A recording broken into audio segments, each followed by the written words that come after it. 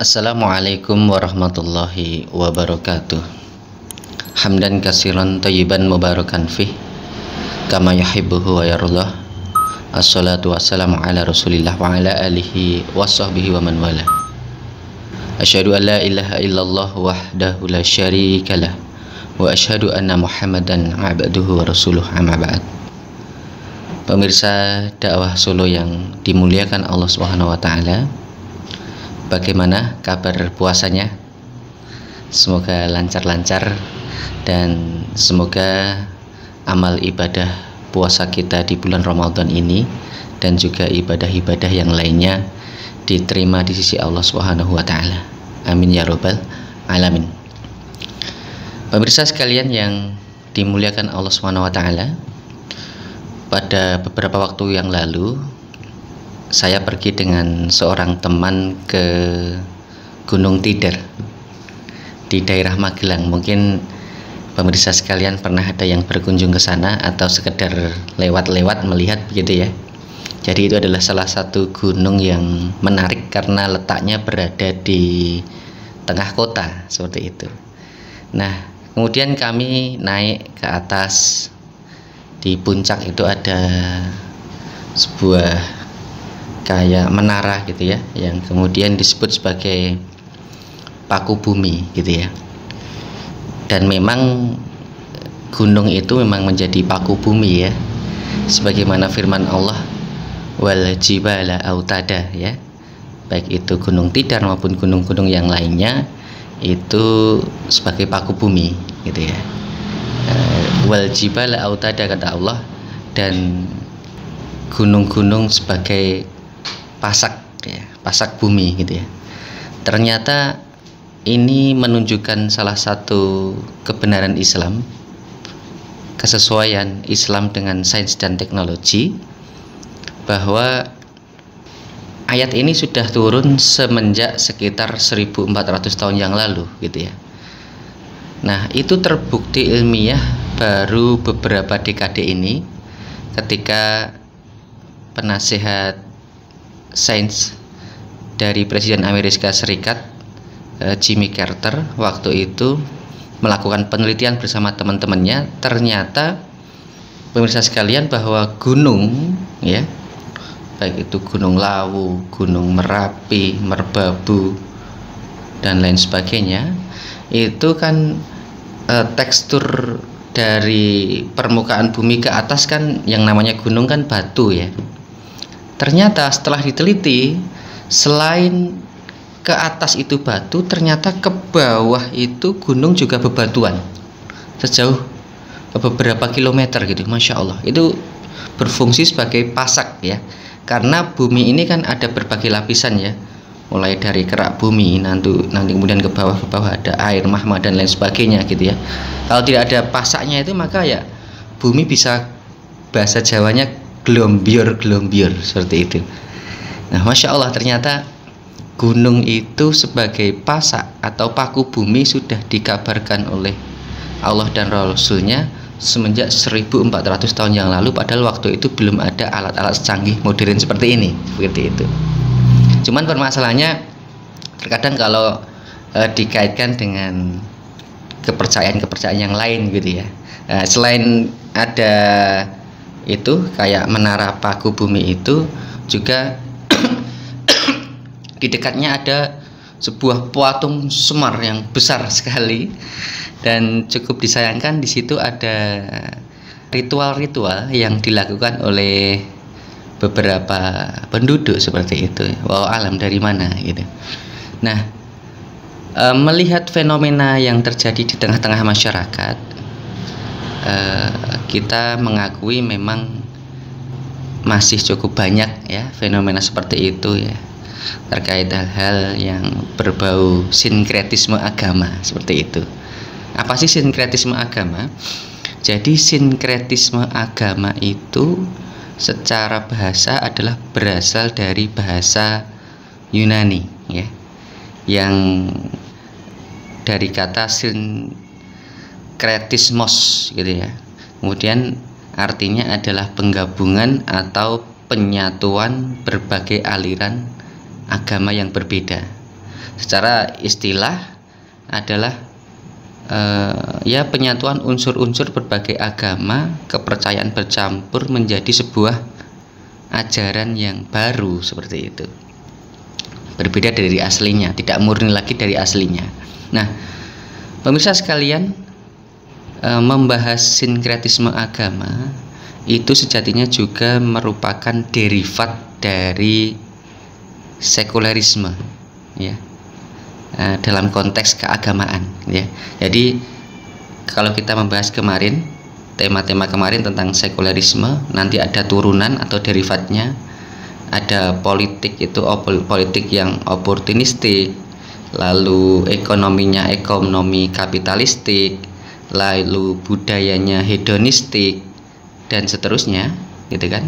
Nah, secara agama itu juga ada namanya sinkretisme agama, ya, yang juga diadopsi oleh sekulerisme ini sebagai turunannya, ya, pancarannya, seperti itu.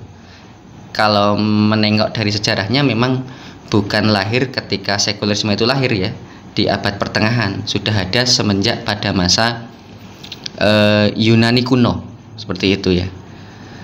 Disebutkan dari beberapa literatur sejarah, gitu ya, bahwa dahulu pada masa Yunani kuno itu mitologi mereka bercampur dengan kepercayaan Mesir dan Romawi, gitu ya.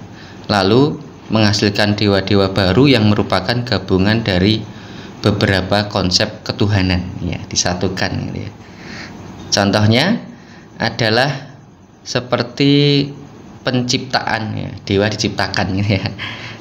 Dewa Serapis namanya, ya. Di Mesir itu pada masa dinasti Ptolemaik itu merupakan gabungan dari Osiris dan Apis, dewa Mesir, dengan konsep dari Yunani, yakni Zeus dan Hades. Nah, itu contohnya. Nah, lalu kemudian di masa modern ini juga diadopsi sama sekulerisme, ya, dengan munculnya berbagai penggabungan ajaran-ajaran agama. Kalau dalam konteks keindonesiaan, maka itu sejatinya juga ada nuansa politik, ya. Disebutkan oleh beberapa sejarawan bahwa sebagaimana kita tahu pada tahun 1825 sampai 1830 terjadi Perang Jawa yang dipimpin oleh Pangeran Diponegoro. Luar biasa itu peristiwa waktu itu, yang dimana Perang Jawa ini mengakibatkan banyak kerugian bagi penjajah Belanda, gitu ya. Baik kerugian secara psikis maupun ekonomis, gitu ya. Nah, secara ekonomis disebutkan kerugian dari Belanda ini adalah sebanyak 2 juta gulden. Gambaran besarnya 2 juta gulden adalah bahwa uang sebanyak itu sama dengan hasil perolehan dari negara-negara jajahan Belanda di seluruh dunia dalam 1 tahun, ya.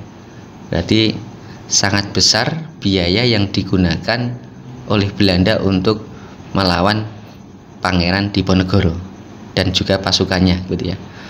Begitu juga secara politik, pada masa Perang Diponegoro itu banyak kemudian kesultanan-kesultanan atau tokoh-tokoh masyarakat yang atau juga masyarakat secara umum, kemudian mereka berbondong-bondong ikut bersama dengan gerakan perjuangannya Pangeran Diponegoro, gitu ya.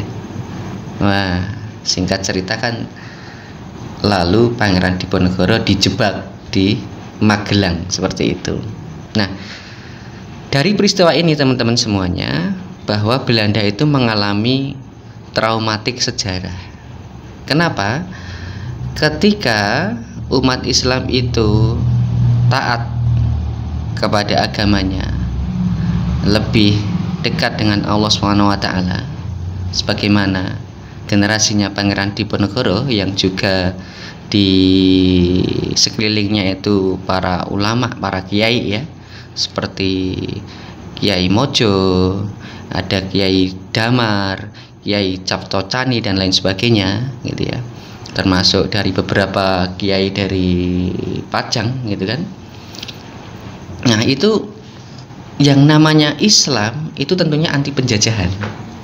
Kalau semakin kemudian mengamalkan Al-Quran, As-Sunnah, maka ya otomatis akan anti penjajahan. Di saat kemudian negaranya dijajah, maka umatnya akan berusaha bagaimana mengusir penjajah itu ya. Nah, bahkan ada kemudian nanti syariat itu namanya jihad ya. Nah, ada jihad defensif, jihad ofensif gitu ya. Kalau dijajah, maka kita diperintahkan untuk melawan, mengusir penjajahnya itu, sebagaimana yang dilakukan oleh Pangeran Diponegoro dan pasukannya. Nah, dari peristiwa ini Belanda mengalami trauma sejarah, lalu mereka tahu bahwa masyarakat Jawa khususnya dan Nusantara pada umumnya itu kalau untuk berganti agama atau diminta murtad itu ya tidak gampang. Bahkan senakal-nakalnya orang ya, boleh jadi mungkin masih ada yang minum-minuman keras atau masih mabuk-mabukan, kalau disuruh ganti agama itu masih berpikir panjang gitu ya. Itu menarik gitu ya, di antara kekuatan akidah Islam gitu. Nah, sebagaimana juga dikatakan oleh Ibnu Khaldun rahimahullah dalam kitabnya Muqaddimah, bahwa pada umumnya negara yang dijajah itu akan mengikuti agama, budaya, bahasa penjajah gitu ya. Tapi menarik apabila kita melihat di Indonesia atau Nusantara ini atau di Jawa gitu ya, meskipun sudah dijajah sekian lama, bahkan ratusan tahun di berbagai wilayah, itu ya alhamdulillah agamanya masih mayoritas Islam gitu kan. Lalu bosone nggih masih nggih kula panjenengan sinten gitu ya, tidak menjadi kau berdome gitu. Masya Allah. Berbeda halnya dengan beberapa negara yang telah dijajah, misalnya kita ambil contoh di Australia yang jajahan dari Inggris gitu kan. Maka kita lihat bahasa, agama, budayanya mengikuti Inggris. Afrika Selatan begitu juga Inggris. Lalu jajahan dari Spanyol itu ada di Amerika Latin, kayak di Brasil, Chili dan lain sebagainya. Ya, secara agama, budaya itu ya mengikuti Spanyol gitu ya. Tapi alhamdulillah di negeri kita Nusantara itu, di antara kekuatan akidah Islam ya tetap menganut agama Islam. Maka alternatif dari para penjajah itu, ketika masyarakat susah untuk diganti agamanya, kan orientasi dari penjajahan sebagaimana yang kita ketahui kan tiga ya, God, Glory, Gospel. Yang ketiga ini, Gospel ini bagaimana menyebarkan agama yang dibawa oleh penjajah itu gitu ya. Nah, ketika kesulitan, maka mereka menyebarkan sinkretisme agama ya, dibuat lalu umat Islam itu jauh dari agamanya ya, lalu bercampur dengan ajaran-ajaran yang lainnya. Nah, maka jamaah sekalian yang dimuliakan Allah Subhanahu wa taala, di momen bulan Ramadan ini semoga Allah semakin menambah ilmu kepada kita dan membimbing kita agar dijauhkan dari haldoroh-haldoroh, pandangan-pandangan hidup dari barat yang notabene bertentangan dengan Islam. Di antaranya adalah sinkretisme agama. Maka untuk itu, di antara maqasid syariah adalah menjaga agama, hifdzuddin ya. Ketika sebuah negara itu menerapkan sekulerisme dalam mengatur kehidupannya, ya niscayanya agama mereka tidak bisa terjaga dengan baik biidznillah gitu ya. Ya meskipun tidak sampai murtad, tetapi kecenderungannya bisa menjauhkan dari ajaran agamanya gitu ya. Maka juga penting kita untuk melirik ya, waktunya melirik kepada sistem Islam yang insya Allah akan membawa kemaslahatan bagi seluruh komponen umat. Demikian, apabila ada salahnya mohon maaf, apabila ada baiknya dari Allah SWT, semoga bermanfaat bagi kita semuanya dunia dan akhirat. Akhirul kalam, wabillahi taufik wal hidayah. Assalamualaikum warahmatullahi wabarakatuh.